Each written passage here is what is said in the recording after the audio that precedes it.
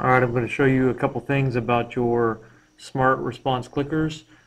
I'm on the title page of a response clicker quiz or assessment that I'm giving. I'm going to click on the Smart Response tab where I can look at the properties of my test. I can change how my students get their answers or when they get their answers.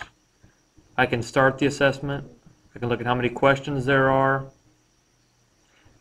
I can also click on Progress to start. Next step afterwards, I might want to end it. I'm going to go back to Progress. Progress is where I do most of my work. Start the assessment. While I have that started, I can see how they're doing overall. I can see who I'm waiting for if I have a class started, which I don't. I can also stop the assessment. So at some point I'll probably stop the assessment. And then if we had results, what would happen is, I got results on a different one to show you. When I get my results, they appear like this to start. Right here we're looking at a bar graph that shows my overall class results. I can see that on question 1, 6 people got it right. The green represents the correct and the orange represents the incorrect. So 6 out of 10 people got question 1 right. Looks like 7 out of 10 got number 2, 6 out of 10 got number 3, 8 out of 10 got number 4, and 6 out of 10 got number 5.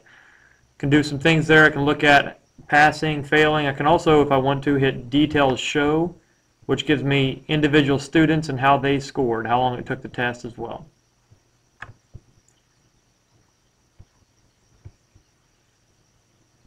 Another feature that I can do is if I want to look at individual questions, I can go to, there's my quiz by the way, go to an individual question, and I can look at this either as a circle graph or as a bar graph or a circle graph. If I click Show Pie Graph, I normally look at a circle graph or pie graph.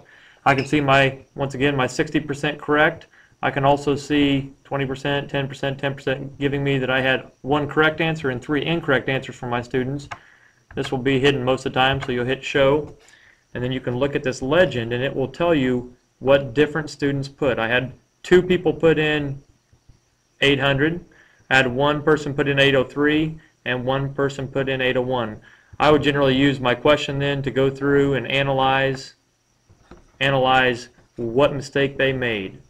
Why did this person get 100? Well, they realized it was 4n, so they took 4 times 200 and got 800. They forgot the -1. This 803, person that put 803, they got 4n, and they probably thought it was just 4n plus 3. And then this 801, they probably put in 4n plus 1 when it should have been 4n minus 1 to get a correct answer of 799.